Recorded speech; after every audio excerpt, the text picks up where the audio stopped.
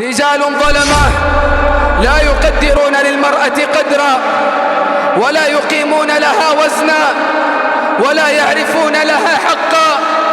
المرأة لا زالت تظلم في مجتمعات مسلمة، المرأة لا زالت تهان في مجتمعات مسلمة. أصبحنا في زمن غريب، أصبحنا في زمن غريب تقوى فيه الزوج على زوجته، وتقوى فيه الأب على ابنته، وتقوى فيه الأخ على أخته. أصبحنا في زمن غريب تقوى فيه ذلكم الرجل القوي على تلكم المرأة الضعيفة. أصبحنا في زمن غريب أراد كثير أن يثبت رجولته بضرب امرأة، فوالله لا يضرب المرأة رجل، لا يضرب المرأة رجل، لا يضرب المرأة إلا من انسلخ من رجولته، لا يضرب المرأة إلا من انعدمت المروءة من نفسه، لا يضرب المرأة إلا من انعدم الحياء والخوف من قلبه. المرأة أمانة ما خلقت للإهانة، الزوجة أمانة ما خلقت للإهانة، الأم أمانة ما خلقت للإهانة، الأخت أمانة ما خلقت للإهانة، البنت أمانة ما خلقت للإهانة. الحمد لله،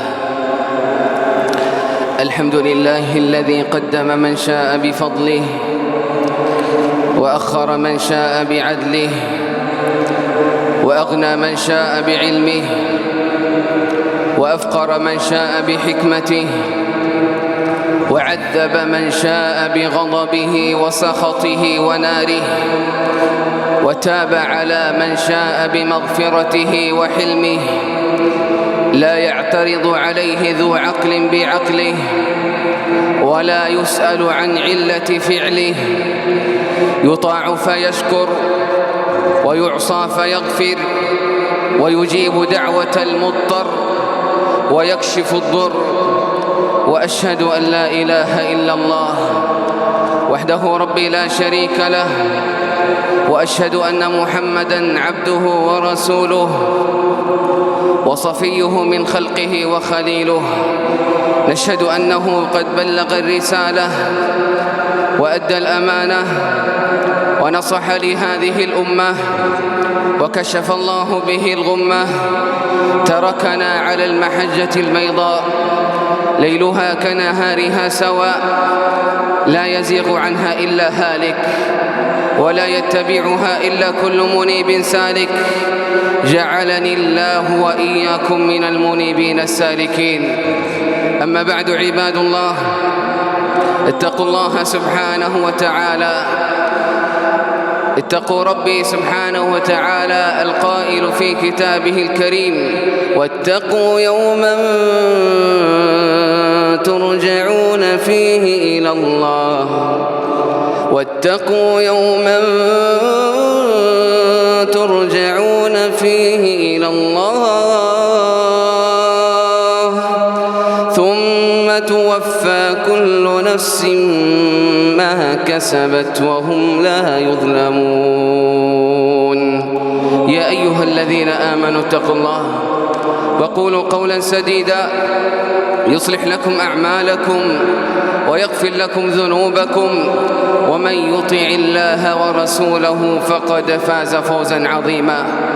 ثم اعلموا رعاكم الله أن خير الكلام كلام الله، وخير الهدي هدي محمد رسول الله، وشر الأمور محدثاتها، وكل محدثة بدعة، وكل بدعة ضلالة، وكل ضلالة في النار.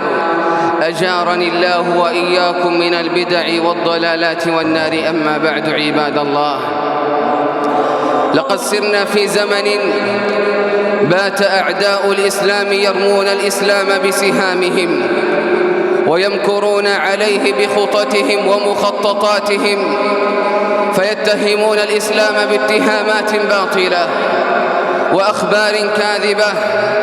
ومن هذه الاتهامات عباد الله، يتهمون ويدعون أن الإسلام قد ظلم المرأة وهضم حقها وقلل من شأنها. وفي الواقع الأمر لا يحتاج منا لا إلى كثير كلام ولا إلى كثير جدال، ولولا أن الأمر قد التبس على الكثير، ولولا أن كثير من الشباب والفتيات بدأت تتغلغل هذه الشعارات إلى قلوبهم، لولا هذا العذر لما اضطررنا والله إلى تبيين المبينات وتوضيح الواضحات. وللأسف أقولها، كثير من الشباب بل حتى الفتيات من أبنائنا وإخواننا وبناتنا قد بدأوا يهتفون بهذه الشعارات التي تتبناها تلكم المنظمات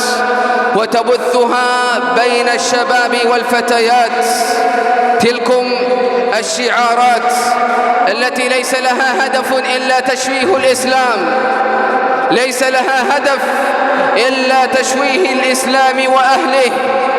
فهل الإسلام ظلم المرأة؟ هل الإسلام ظلم المرأة حقيقة؟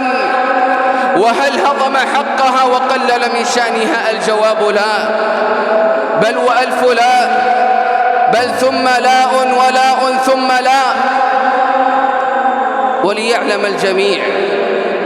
وليعلم الجميع أننا معاشر المسلمين رجالا ونساء نحن قوم أعزنا الله بالإسلام، فمهما ابتغينا العزة بغيره أذلنا الله.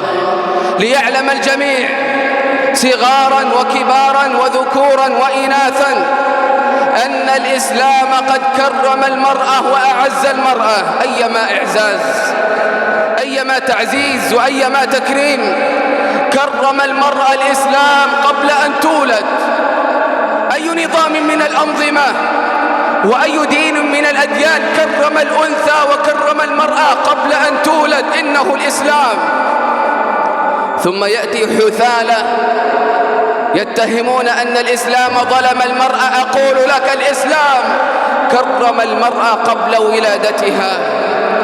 لذلك قال ربي سبحانه وتعالى مقدما الأنثى على الذكر، قال ربي سبحانه وتعالى لله ملك السماوات والأرض يخلق ما يشاء يهب لمن يشاء إناثا ويهب لمن يشاء الذكور، فقدم الله الأنثى على الذكر تكريما لها. قدم الله ما كانت تؤخره العرب قديما وفي الجاهلية. إنها المرأة عباد الله، لقد رفع الله شأن المرأة وأعلى مكانتها ورفع منزلتها أما وزوجة وأختا وابنة. أعز الإسلام المرأة أما فجعل لها حق البر والإحسان والعناية والإكرام، إكراما لأمومتها، تقديرا لجهودها، تقديرا على ما تبذله لأجل أولادها وأطفالها. فقال الله موصيا بها أما ووصينا الإنسان بوالديه حملته أمه وهنا على وهن، حملته أمه وهنا على وهن، بل جعل لها حق الصحبة والمصاحبة وأكد على حقها ثلاثا. وذلك عندما جاء صحابي جليل إلى النبي صلى الله عليه وسلم وهو يقول يا رسول الله أي الناس أحق بحسن صحبتي؟ فقال النبي صلى الله عليه وسلم أمك حق الحمل، ثم أمك حق الرضاعة، ثم أمك حق التربية، ثم أبوك.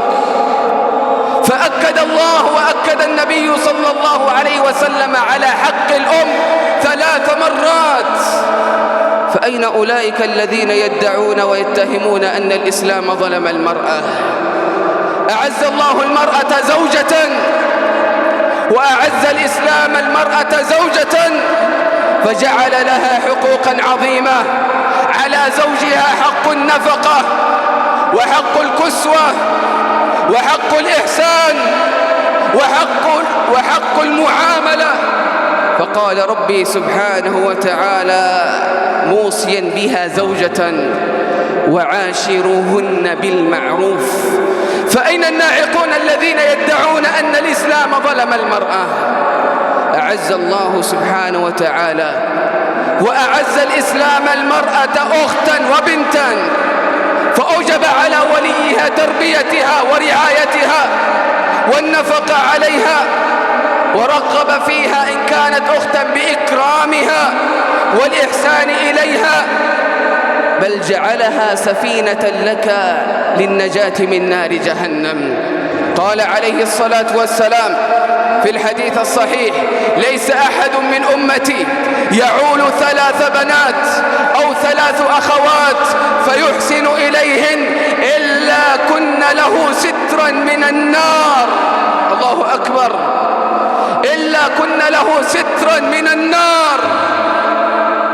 بل كرمها النبي صلى الله عليه وسلم، فجعل من أحسن إلى بناته جعله النبي صلى الله عليه وسلم مرافقا له في الجنة كتفا بكتف.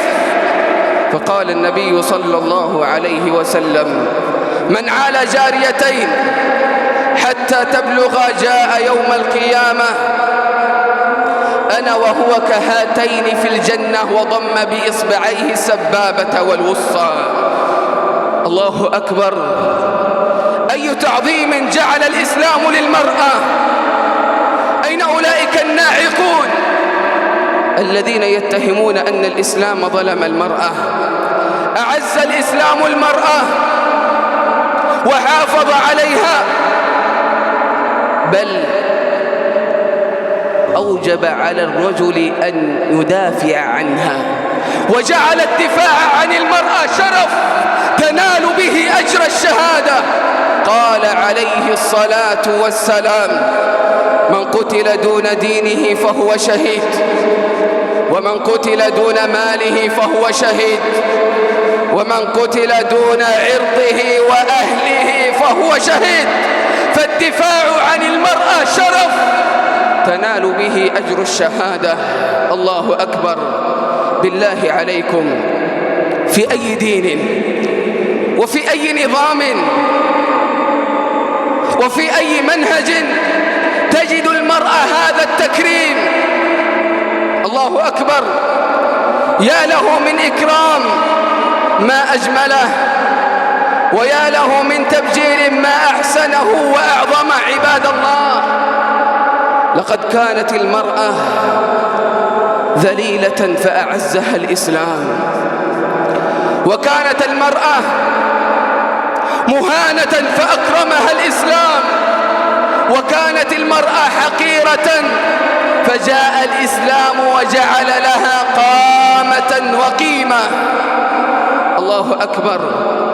فاسمعوا بالله عليكم كيف كانت المرأة في الجاهلية وقبل الإسلام. أبدأ بداية كلامي بقول عمر بن الخطاب رضي الله عنه حين قال: اسمع كيف كانت تعاني الأنثى في ذلك الزمان. قال عمر بن الخطاب رضي الله عنه: كنا في الجاهلية لا نعد للنساء شيئا، أي ليس لها قيمة. كنا في الجاهلية لا نعد للنساء شيئا، فجاء الإسلام، الله أكبر، فجعل لهن ما لهن وعليهن ما عليهن. الله أكبر!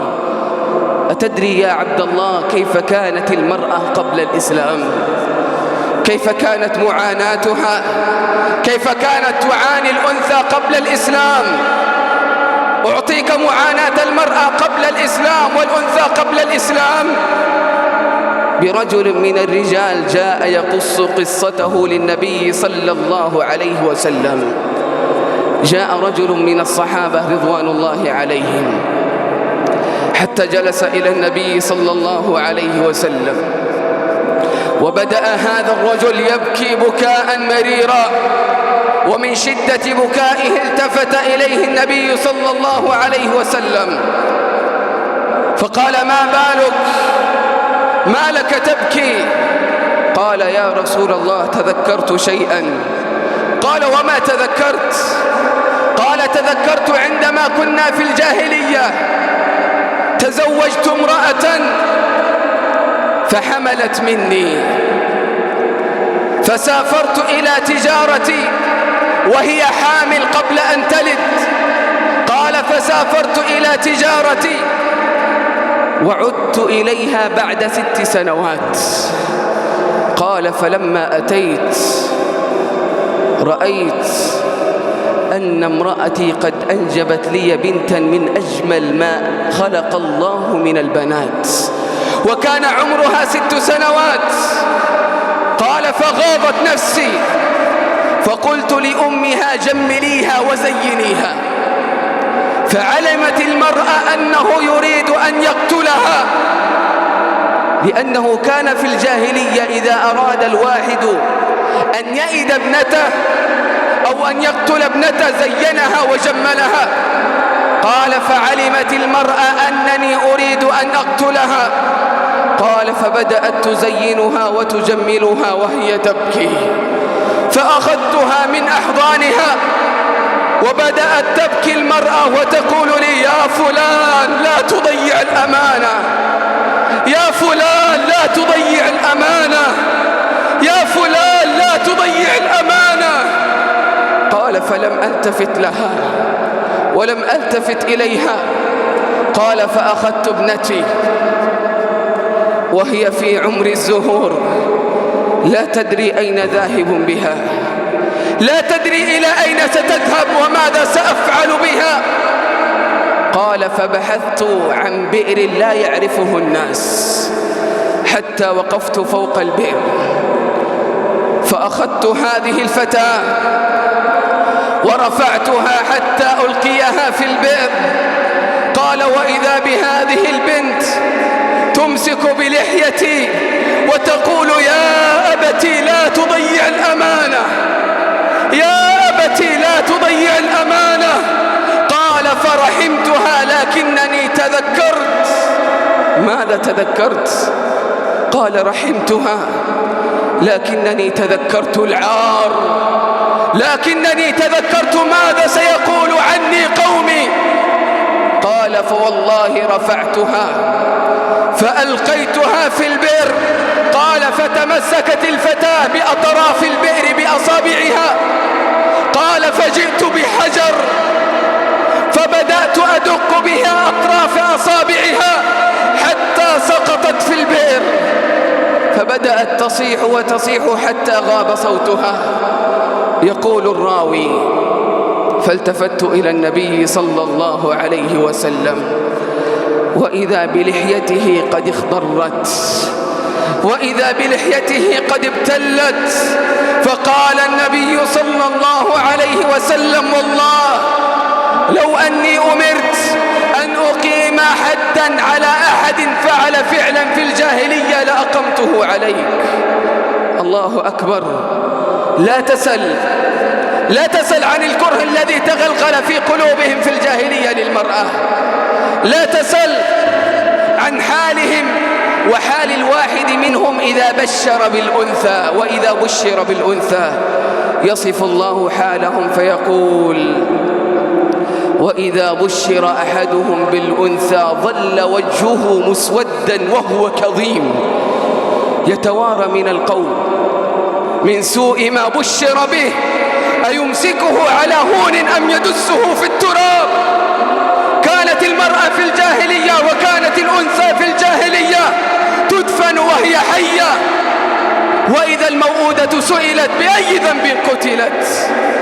فكانوا يئدون النساء ويئدون البنات والأنثى ويدفنونهن وهن أحياء.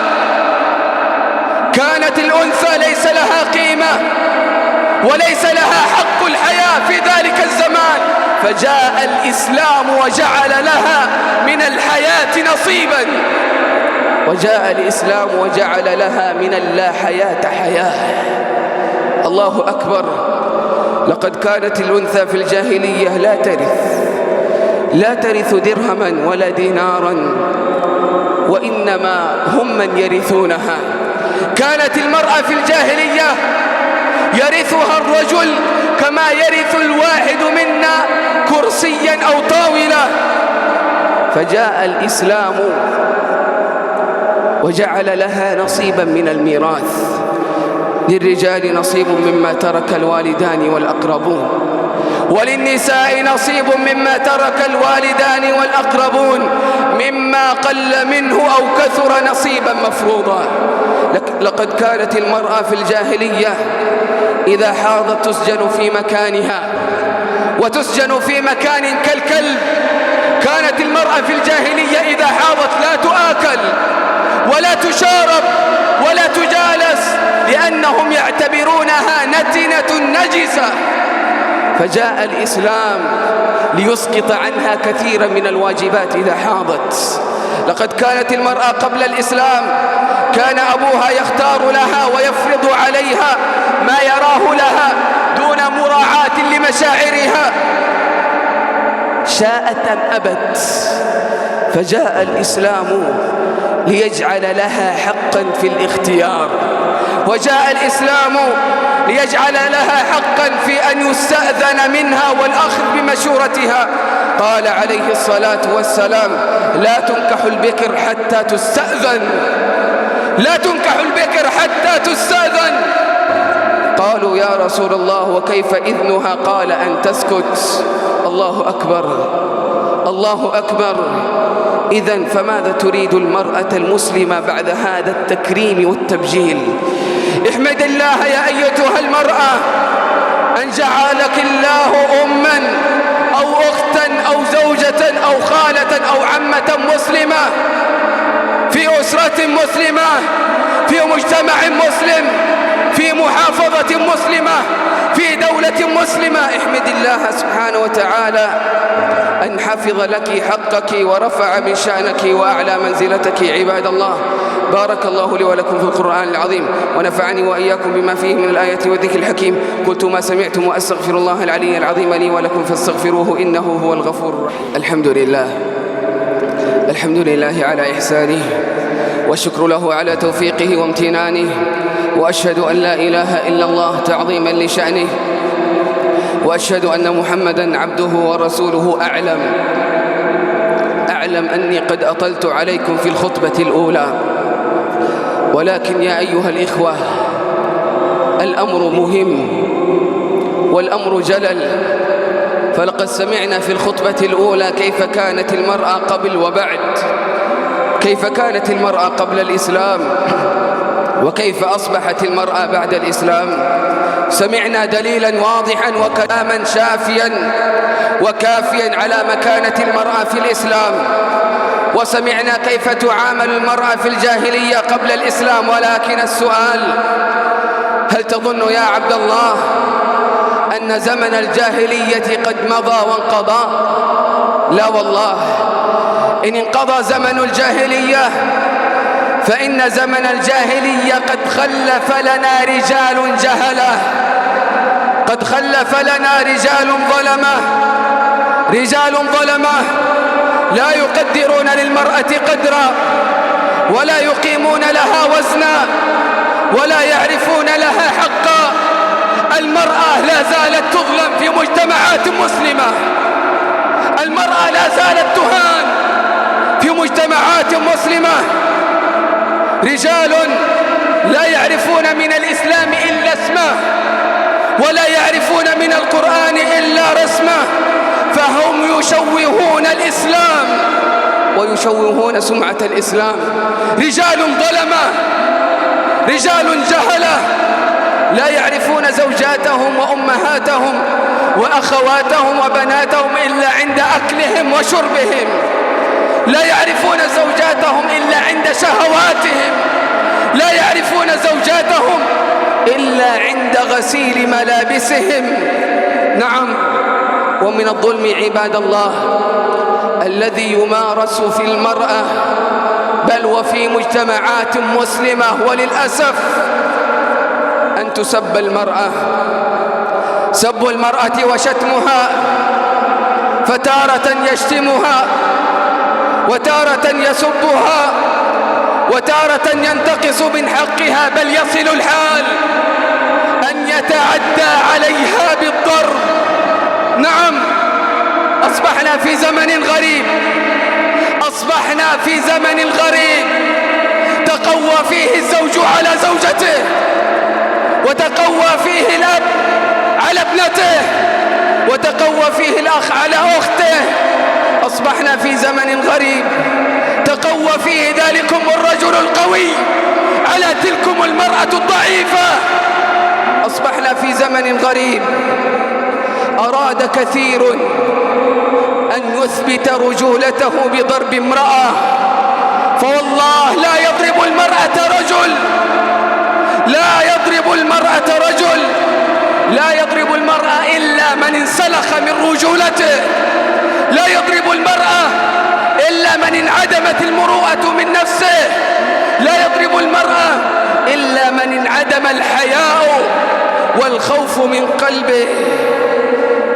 المرأة أمانة ما خلقت للإهانة، الزوجة أمانة ما خلقت للإهانة، الأم أمانة ما خلقت للإهانة، الأخت أمانة ما خلقت للإهانة، البنت أمانة ما خلقت للإهانة. المرأة لا يكرمها إلا كريم، ولا يهينها إلا رجل لئيم.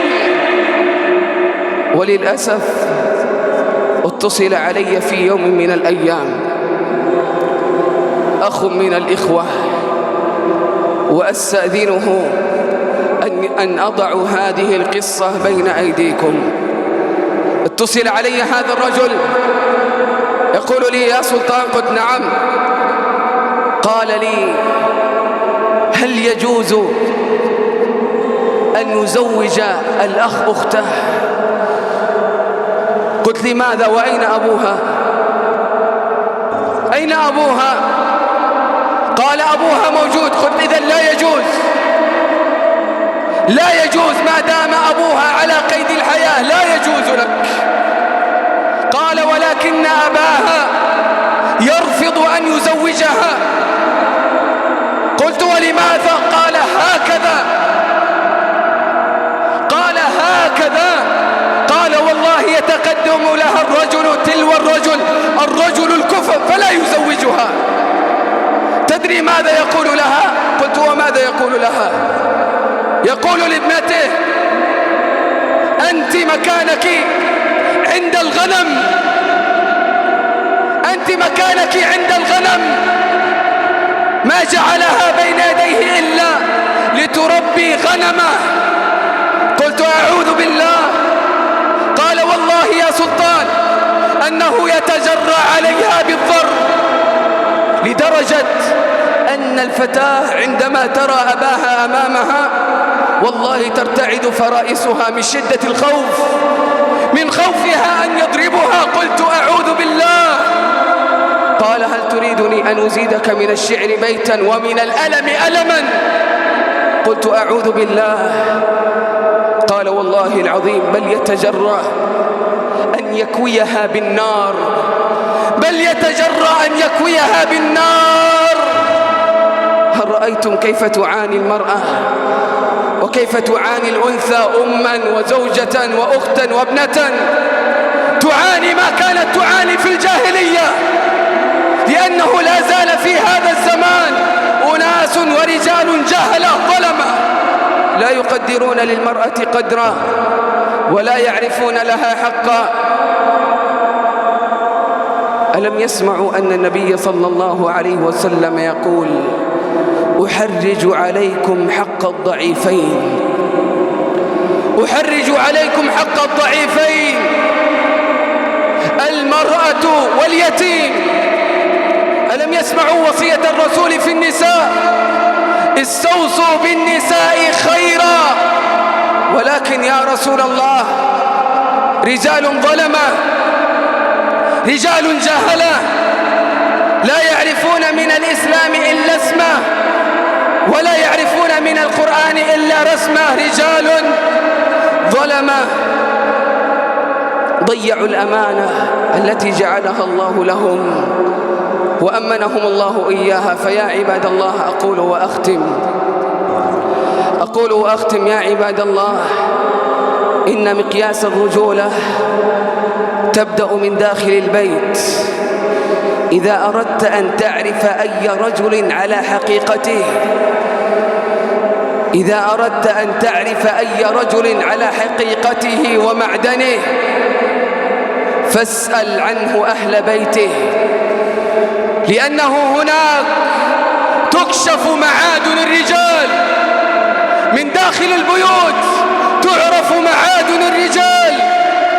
فمنهم من تجده كريما سخيا جوادا بين أصحابه وخلانه، لكنه إذا دخل بيته أصبح بخيلا لئيما لا يخرج منه الريال إلا بشق الأنفس. ومنهم من تجده مزوحا ضحوكا، لكنه إذا دخل بيته أصبح وحشا مفترسا يريد أن ينقض على فريسته، وفريسته إما أن تكون أما أو زوجة أو أختا أو ابنة. ومنهم من أصبح وجمل أخلاقه وحسن أخلاقه بين أهل حارته، لكنه إذا دخل بيته أصبح وكأنه في معسكر، وكأن أمامه جبهة حربية. فأقول لكم عباد الله، أقول لك يا عبد الله، إن حسن الخلق الأولى به قبل أي أحد أهل بيتك. إن الأموال التي تنفقها وتعزم بها صاحبك وقريبك أولى بذلك أهل بيتك. إن الضحكات التي تضحكها والمزح التي تعطيها أصحابك أولى بذلك أهل بيتك. قال عليه الصلاة والسلام: خيركم خيركم لأهله، خيركم خيركم لأهله. الخيرية هي لمن كان خير رجل مع أهله، الخيرية لمن كان خير زوج مع زوجته، الخيرية لمن كان خير أب لأهله، الخيرية هي لمن كان خير أخ لأخته.